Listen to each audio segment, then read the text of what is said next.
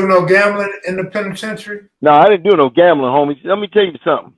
One thing, reason why I didn't do no gambling, because a lot of people that knew they gambled eventually end up gambling on their ass, which means they end up gambling on their word, and their word wasn't shit.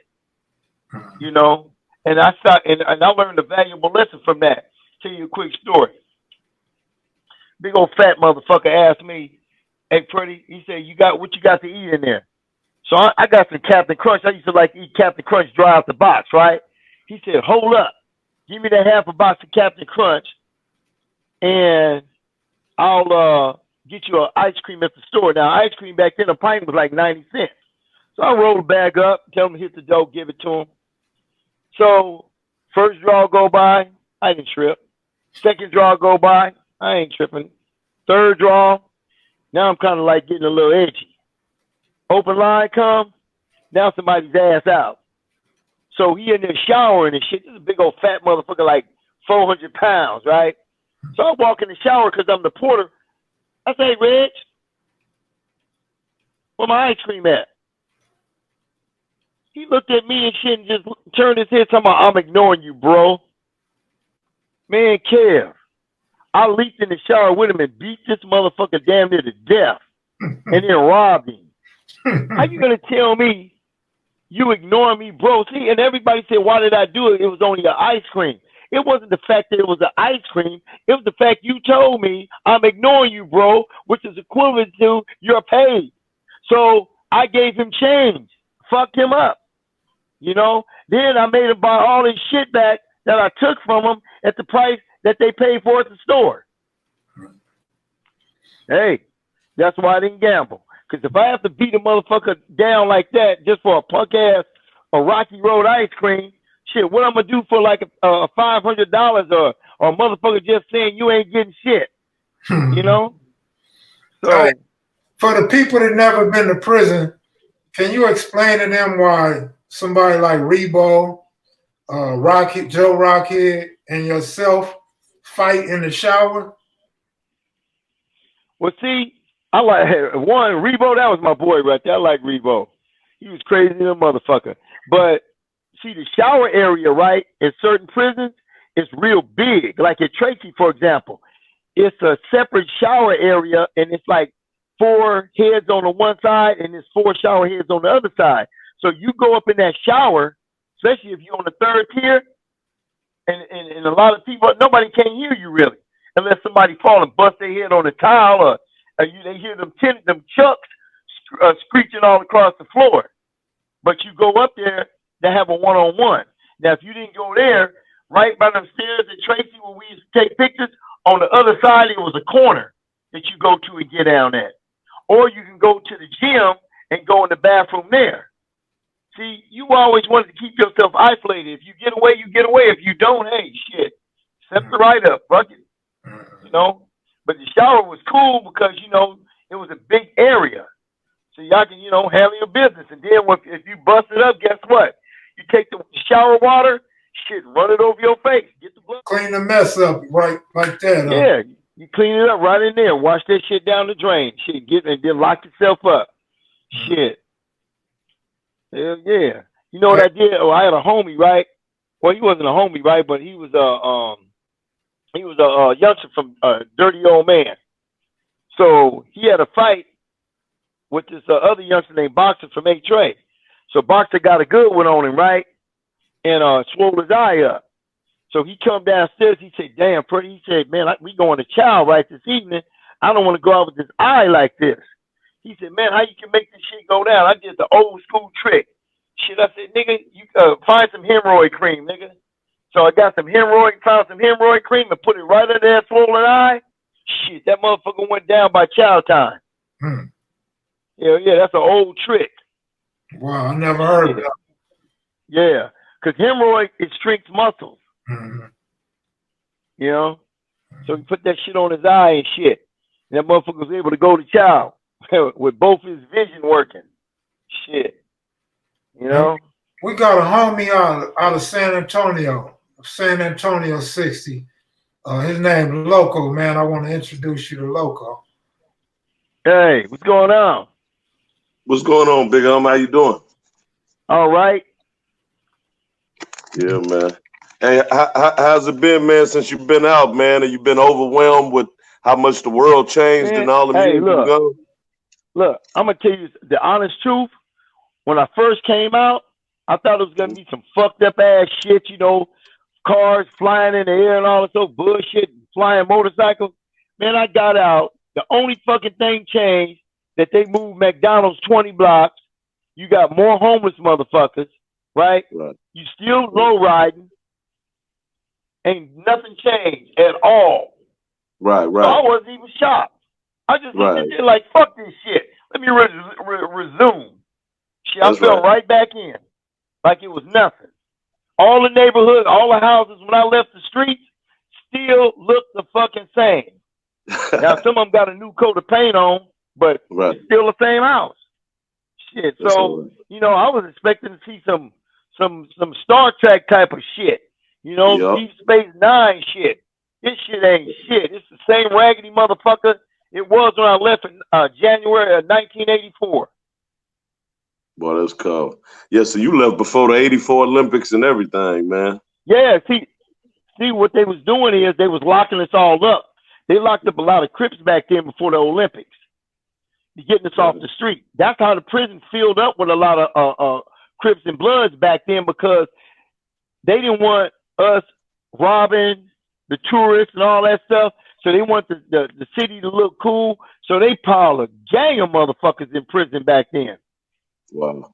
You know? I mean, they piled us in there. Shit. Some of us just didn't get out. Shit, some of us did. Right. Yeah, so did you have some pretty good jobs in there, man, over them years to where it got you through? Hey, man, the best job I had in there was the bakery. Even that motherfucker was only 95 cents an hour, right? But shit, it was something. But all that other 13 cents an hour shit, fuck that. That's slave labor at its best. You know, ain't no job. Look, I'm going to tell you something. Ain't no job in prison is cool, because all that shit is manual labor. If you're on a yard crew or something, it's cool if you like to work out, you know, but as far as a prison job, shit, man, they got you doing, you up there pressing plates and shit like that and making bread for nothing. Wow. Shit. Yeah, 95 cents an hour. Yeah, I worked in the bakery too, man. I know about them cinnamon rolls. I learned how to make them cinnamon rolls. Yeah, them cinnamon rolls is cool. Shit. Yep. But yeah, that shit had me put on weight though. You know, had me put on a lot of weight.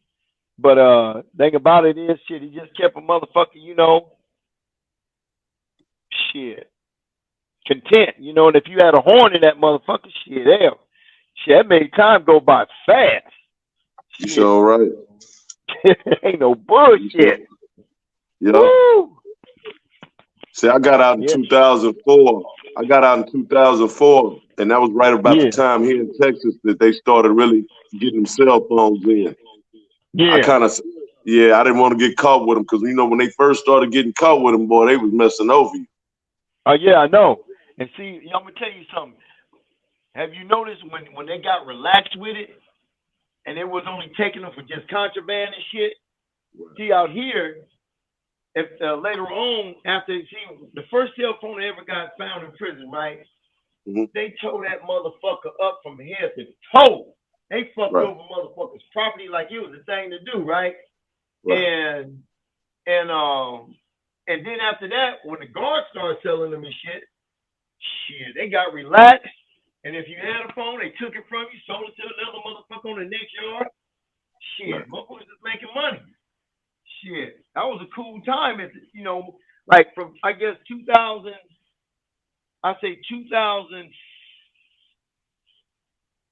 about 2007 on up. Yeah. That's when they got real relaxed. That was a good time and shit. When motherfuckers was doing that bullshit, you know? Mm-hmm. Yeah. Yeah, man, this world is something else, man, out here, man. But I'd rather be out here, you know, than in there, man. I tell you that. It's fucked up out here, you know. Oh yeah. Yeah, I choose this any day over that prison shit, man. I did 13 years myself. It wasn't. I did 13 years myself. That's a drop in the bucket to what you did, man, for sure. You know. Yeah, shit. Cause man, when you doing like 3 decades or more, it seems like that shit don't never end. You know? For real, man. I mean, I could have took a deal for 11 years and a half back then, you know, and got out and still be doing the same shit. They probably would have ended up on death row. Yep. But so you feel like that added years to your life then, huh?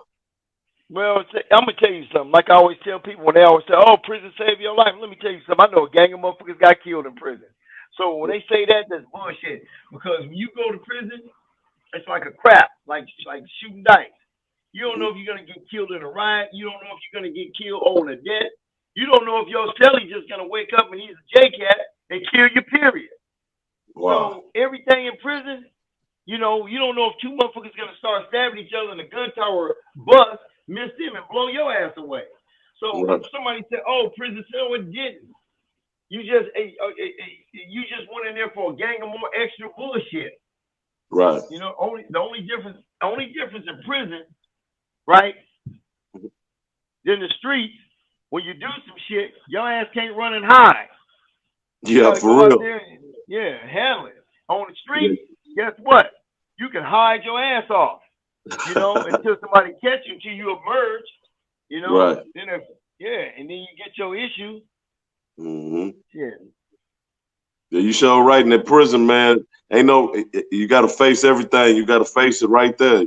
Can't catch out and go to the this pretty boy shocked how big the 60s got while you were gone. Hell yeah, I'm shocked. See, back in the 70s and the early 80s, we was big, but our reputation came from violence, you know, because the dope thing hadn't really came out yet. Now it's like, damn, you know, nationwide. Right. You know, some nationwide shit. Exactly. So, you know, yeah. So, I mean, damn, you know, I'm kind of like, wow. I was shocked. You know, motherfuckers say, hey, you got 60s here, that state over there. And I was like, wow. You know? But see, like I say, when people get their gangs expanded like that, that's because a lot of people want to be like on the winning team or the violent team. You know, when I was coming up, right, when the 60s got their reputation for being violent, I used to have guys come up to me telling me, "Hey, pretty, I want to get hooked up." I say, "Look, homie, I'm going to tell you right now, don't get hooked up because of the name 60. Don't get hooked up because you want to look cool in front of some broads. Don't get hooked up, nigga, because it's protection." I said, along with all that, nigga, you better perform. Because if you don't perform and you get caught slipping, you can't jump up and say, "I ain't banging no more." Mm-hmm. So I used to always tell everybody that. You get hooked up because you really want to be from 6-0. You really want to be from this. Don't jump up and join it because it's fun. It's like it's chic to do or shit like that. That's how you get your ass blown away. I'm gonna kick your ass out. Hey, pretty boy, you hung with the 90s and the 70s, right? Yeah. See, my brother was from 9-0. Okay, I'm glad you said that. So did you know from the western side? So did you know Daryl Oates? Man, look, that Daryl Oates story. Look, it's Kenny McIntosh.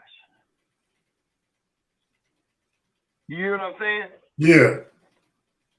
Yeah, all that other shit they talking about. I remember the day that shit happened. See, you know what makes it so bad? When dude fired into the crowd, he was just indiscriminately firing. Because remember, I stayed around the corner from where that shit happened. Mm-hmm. But yeah, dude had turned gangster. He was from 9-0, but he ended up turning gangster, Kenny McIntosh, right? And like I said, that's when they was trying to blame each other and say, "Oh, well, it was the 9-0s did it." No, the 9-0s didn't have shit to do with that. And like my brother and them was saying, "Hey man, don't pull us in that shit. We ain't had shit to do with that." You know? Mm-hmm. So yeah, it's fucked up, but you know, yeah, that's what kicked that shit off, you know. And the one that gave him the gun, right? See, he was just as responsible for giving old boy the gun. Mm-hmm. You know, if he hadn't gave you the gun, shit would have never jumped off. You know, like it did. He never made it to prison, did he? Who? The Which dude one? about the shot into the crowd. The one that gave him the gun? No, the one that got convicted. Oh no, Wait, well, Kenny Mac, he never went for that. The other dude went for it, but he didn't go for it. Right. All right. The dude Daryl went to prison for it, right? But the other dude didn't, and it was him. But he only went to YA, right? Yeah. Yeah. Yeah, that's what I was asking. And he was kids. Right. You know? Shit. But because I remember when right before I went in, when the H.A. Hoovers, like Space Ghost got at me, right? And he said, Freddie, he said, look, man, he said, you know, we already got into it, you know, with the Hoovers, and we got into it with the Long Beach. He said, well, your homeboys be willing to go down with us, right? On this, you know, this little war. So I talked to a few homies, right? Some of them said, look, we got enough problems already, one with other people. A lot of them didn't care. They said, okay, fuck it, we cool. So we had a meeting at Sportsman Park about that, right before I went in. Mm-hmm. And so they decided they was going to click up with the 9-0 gangsters at the time because they was 9-0 gangsters then. So I started going over there on the Orchard side, right? Hanging with them, Big Hand Dog, Miz, Ghost, L Dog, Too Sweet. You know, these was the 9-0s on the other side, you know. And then I started bringing them on the western side. And me and Big Ant Dog, we ended up becoming real close, you know. And then that's when Fat Red from 9-0, he came in at the last minute. Red just started fucking around, him and Cadillac, to like 1984, you know. Mm-hmm. Yeah. Oh, okay. Yeah, you've been knowing Cadillac. Yeah, I know him. Mm-hmm. Yeah, I know him all right. Mm-hmm. Yeah, so like I said, they started coming on the western side. So right after I went in, because they were saying, look, y'all gonna have to change our name, you know, drop the Hoover. So after I went in, that's when they first was West Coast. Right? They was claiming West Coast 9-0. Then about a year, I'd say about later on down that year, that's when they ended up turning neighborhood. You know, and it's been like that ever since. You know? So, you know, like I said, like all the West Side 9-0s, like Cody Brown, Kerry Brown, Psycho, who else? Mo.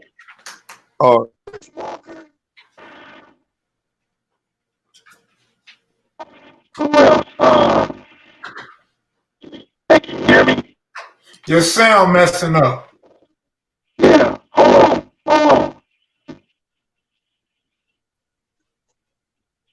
Wait a minute. Damn. Hold on. All right, can you hear me? Yep. Yeah, somebody was trying to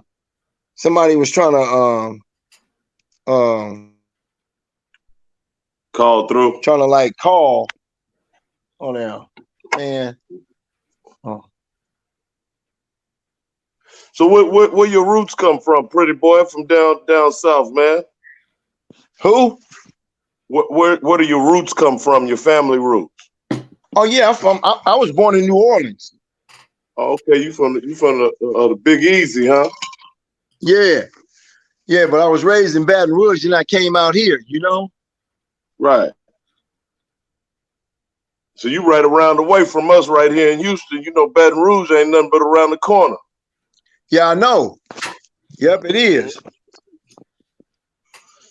Damn. Hey, I want to give a shout out to dude from Insane, dude from Northside Detroit Gangsters, and to the Broadways, man. Good looking out. Appreciate y'all. Damn. Let me see. They say your Bluetooth battery is dead, man. No, what happened was when somebody called me, it cut the Bluetooth connection off, right? And I was trying to get it to come back on. Shit. I ain't even gonna lie. Whoever tried to call you may just sound way better. Huh? No, when they was trying to call him, that's what messed it up. No. Yeah, fucked up everything. I'm saying, look how clear we hear him now. Yeah. You said it got better, huh? Yeah. God, man. Yeah, man, shit.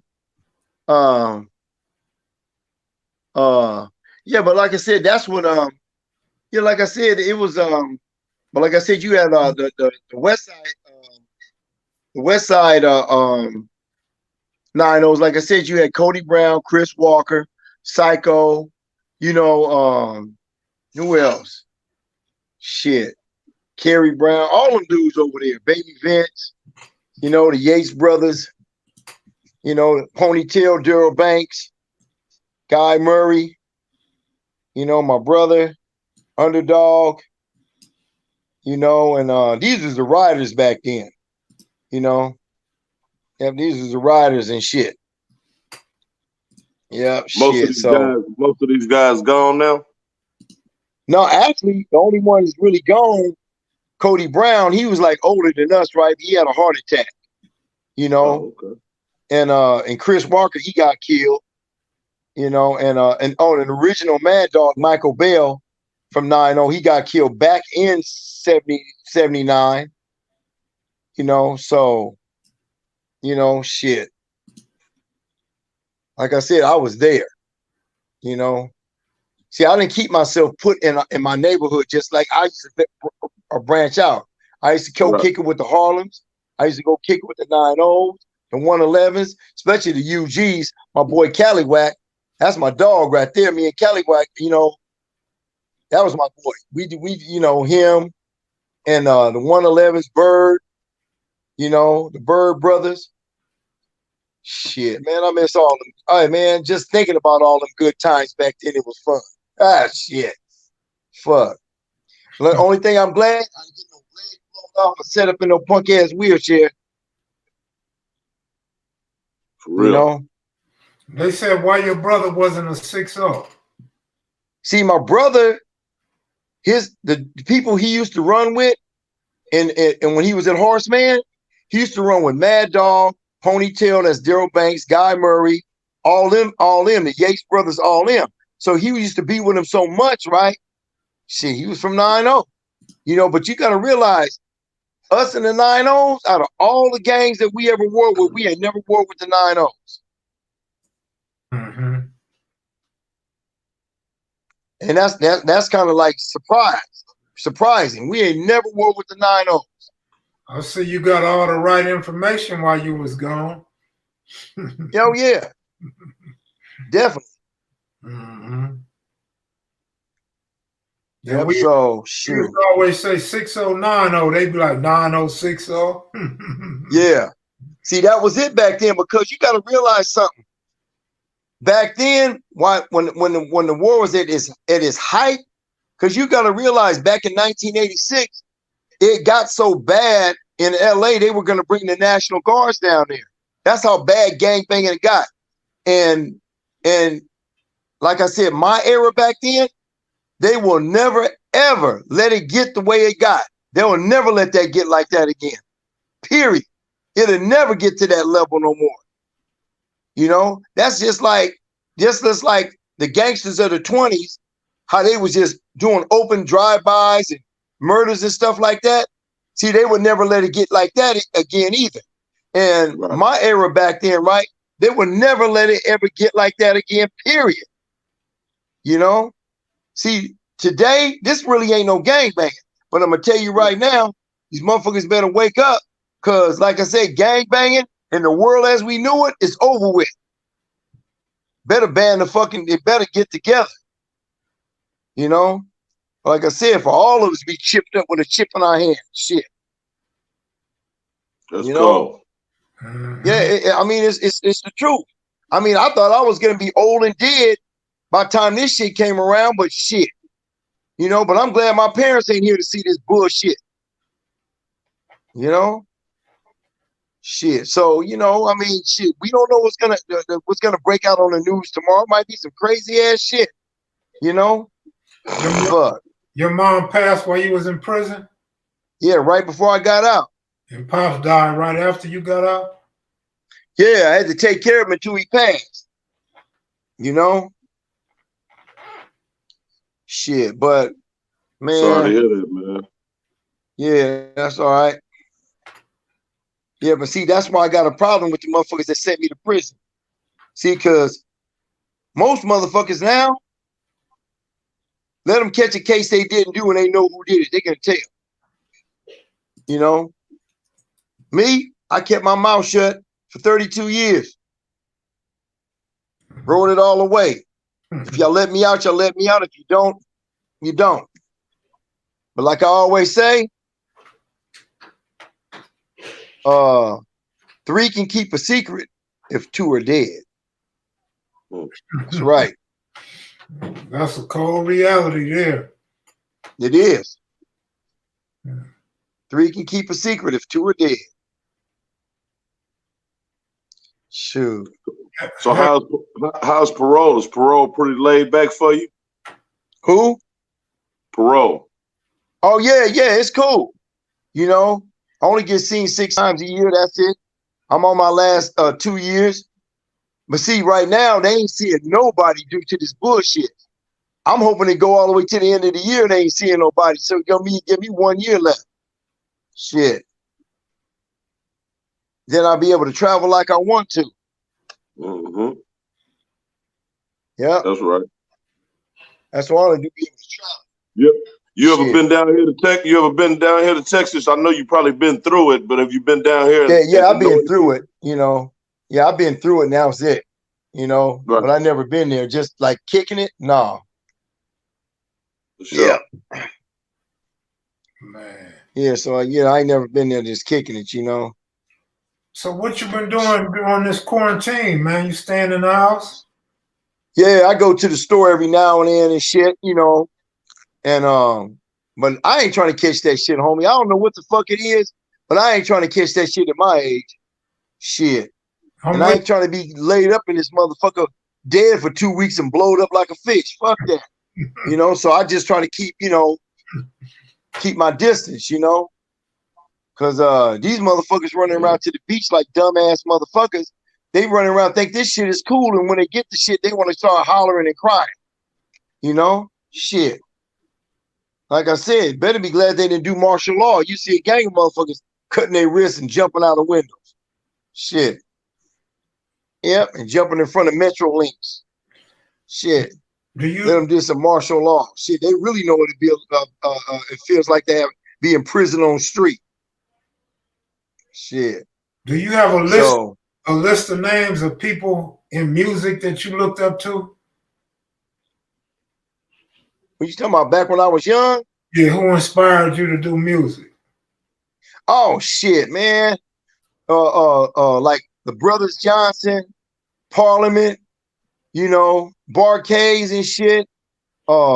Slave, especially Slave. Slave was hard than a motherfucker.